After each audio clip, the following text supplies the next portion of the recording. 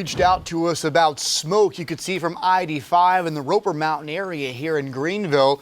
When we got on scene, this is what we found. It's typically a quiet neighborhood, and you can see this home, a really nice one, now just rubble after a fire along Ponders Ray Lane. This is right off Roper Mountain Road there at I-85. Firefighters say weather is likely going to be the cause of this, but it remains under investigation. Matt Koufax live in front of this house where firefighters remain on scene. Matt? Yeah, Cody, this is sort of the best vantage point we've got for you right here. As you can see, we still have several trucks lined up down the block. Crews still very busy here.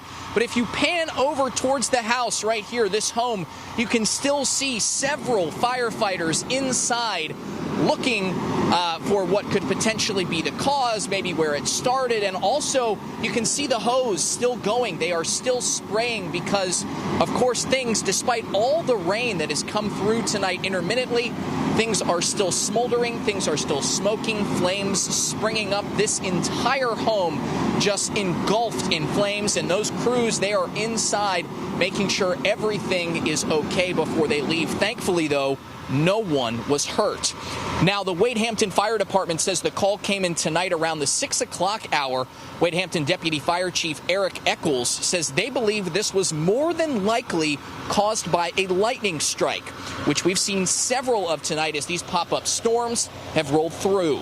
He says those flames, especially on the upper level, which you can see were towering twice as big as the house at one point, were up over his crew's heads when they first entered the home. Nearby neighbors who came out were shaken. Thankfully, as we said, no one hurt because of one major reason, according to Deputy Chief Eccles. Take a listen. As you can see from the dumpster, was being renovated. They looked like they had new construction with a garage going in the back, but no, the house was basically under construction and vacant, which was a blessing in that respect.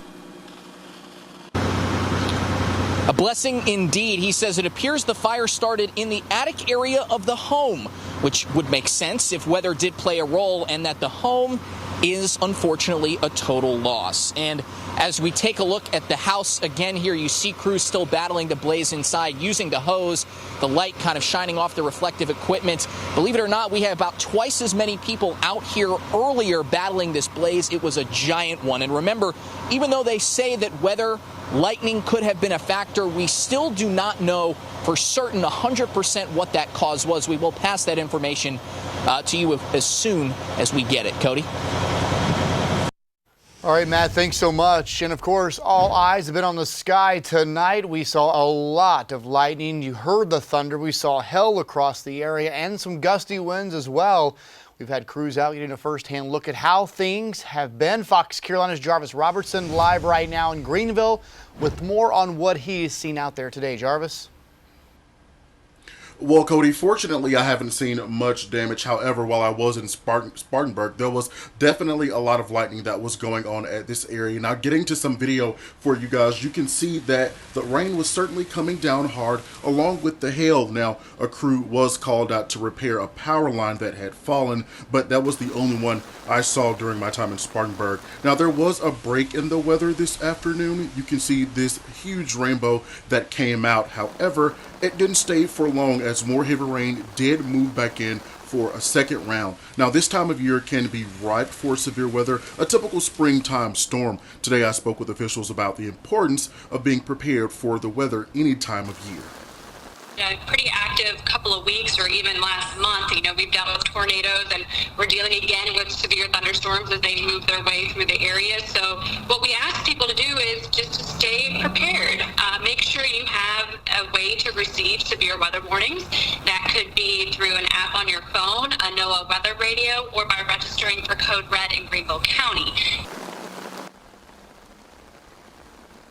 Now, certainly everything seems to be calm right now, but meteorologists are still keeping an eye on the radars for tonight. Now, a lot of the hail that we did see moving into our area, some of it was ranging in different sizes from quarter size up down to nickel size, even so we heard mentioned some a $50 size. But again, it's definitely best that you be prepared to keep an eye on the radar. Reporting live in Greenville tonight, I'm Jarvis Robertson, Fox Carolina, the 10 o'clock news.